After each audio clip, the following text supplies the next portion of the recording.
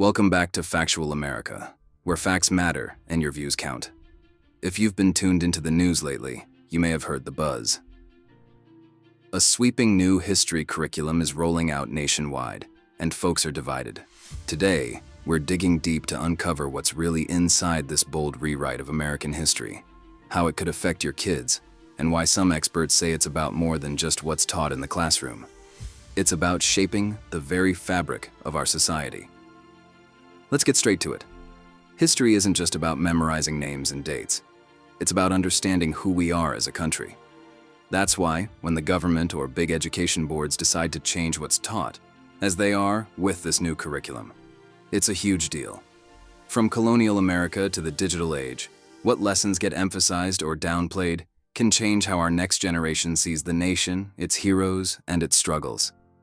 Now, you might expect a history curriculum to teach our founding principles, the Constitution, and how we became a beacon of freedom and opportunity.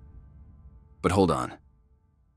Critics say the new curriculum sidelines those age-old themes and replaces them with something else entirely, focusing more on America's flaws, controversial issues, and what they call reframing our founding. Many parents are asking, are our kids still learning to be proud of their country? Or is patriotism getting replaced by guilt and grievance? Let's take a closer look at one of the most talked about changes, the curriculum's treatment of the American Revolution. Gone are long-form lessons on the Founding Fathers' vision for liberty. Instead, students spend more time scrutinizing their personal flaws, including their connections to slavery, and less time on the philosophy behind the Declaration of Independence. Is this balance or bias? But that's not all. You wouldn't believe how the curriculum reframes the Civil War. Where students once learned about Abraham Lincoln as a hero who preserved the Union and advanced emancipation, new lessons urge critical analysis of Lincoln's motivations and the failures of Reconstruction. Rather than highlighting progress toward civil rights, the curriculum sometimes dwells on past injustices and systemic failures, painting a darker view of American history. Is this honest education or a cynical rewriting? Here's a twist. The curriculum even shifts how students learn about World War II and America's global leadership. Instead of focusing on the defeat of fascism and America's role in freeing Europe, many lessons now require students to focus on the internment of Japanese Americans and moral failures during wartime. Yet, those stories, while vital, sometimes overshadow the sacrifices and courage of the greatest generation. Is this teaching nuance, or replacing heroism with self-critique? It doesn't stop there. New mandatory readings highlight recent social justice movements, from Occupy Wall Street to Black Lives Matter, positioning these as central to the American story. Now, whatever your views, it raises some eyebrows. Are we giving equal time to the exceptional stories of entrepreneurship, innovation, and faith that also built America? Or is it now all critique, no celebration? If you think that's just rhetoric, let's get specific. Assignments no longer ask students to memorize the Gettysburg Address or the I Have a Dream speech. Instead, they're asked to write essays about microaggressions and privilege and analyze whether America's institutions are inherently unjust. Is that healthy civic engagement?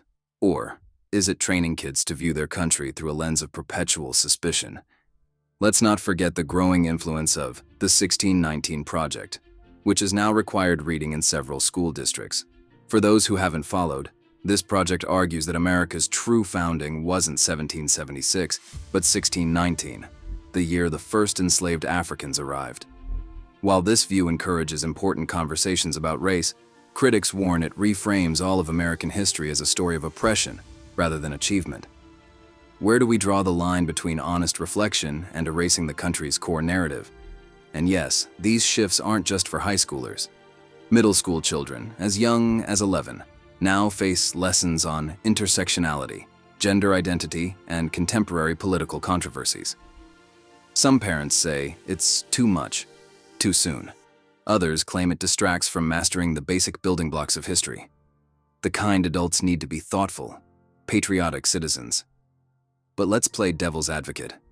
Supporters argue the new curriculum is about exposing students to hard truths, building empathy, and helping everyone see American history from more angles, including those long ignored.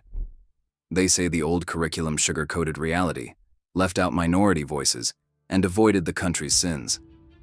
Should we keep teaching myths, or is it a time America faced the truth, warts and all? It's not all culture wars and controversy. Some updates seem sensible, like adding Native American history, Asian American contributions, or field trips to local heritage sites. But critics ask, why not do both? Why can't we teach about America's flaws and her triumphs? Must it be either or? Then comes the question almost every parent wants to know: who wrote this curriculum and who decides what's in it? One glance at the advisory panels reveals a mix of Ivy League professors, activists, and bureaucrats, but not many blue-collar parents or veterans.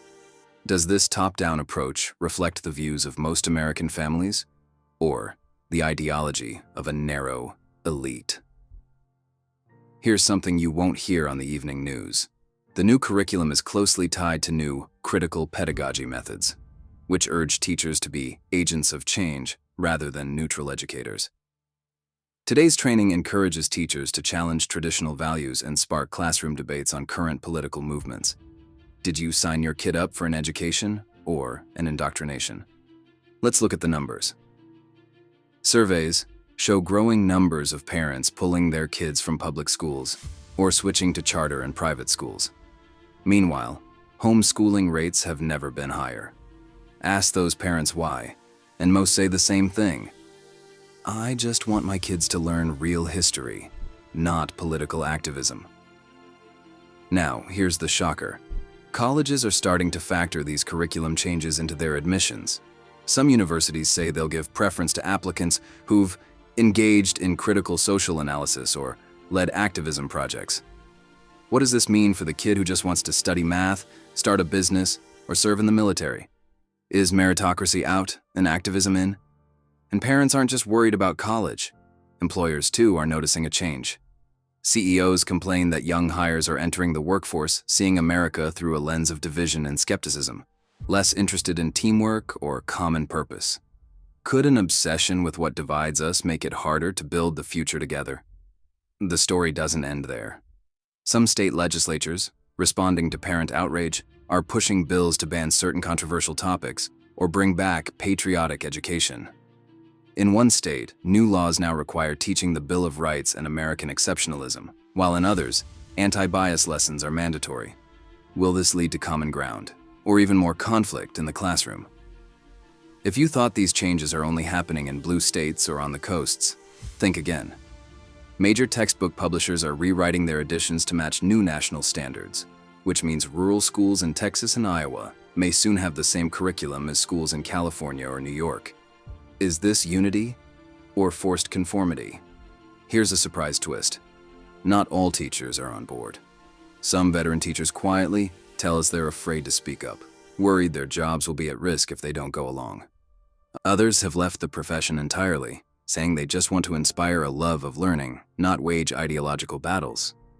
The bureaucratic jargon in these curriculums can be laughable or alarming. Imagine sitting in on a 5th grade class discussing privilege hierarchies and systems of power before they even know the 3 branches of government. Are we creating well-informed citizens or a confused generation less sure of who they are and where they belong? Some say history is always political, but shouldn't education unite rather than divide? Most of us agree America's past isn't perfect, but it's also a story of real hope, hard-won victories, and ordinary people doing extraordinary things. What happened to lessons about innovation, sacrifice, and American dreams come true? In the end, the new history curriculum raises a fundamental question. Who gets to write our national story? Is it the elites in distant offices or the people living it every day?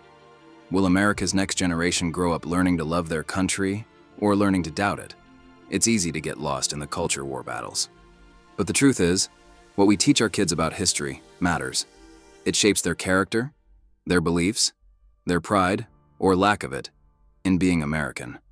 And as always, you, the parents and citizens, have the right to ask tough questions, demand accountability, and advocate for what you believe is true and fair.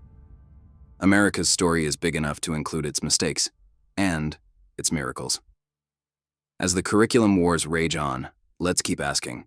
Are we building up the next generation or only tearing ourselves down? Thanks for watching Factual America. Has your child been impacted by the new history curriculum? Do you think these changes are good, bad, or a mix of both? Drop your thoughts in the comments below. We genuinely want to hear your story. And what other topics would you like us to uncover next? Like, subscribe, and share this video to help spread the word. Until next time, keep questioning, keep learning, and keep standing up for the truth. Eyes.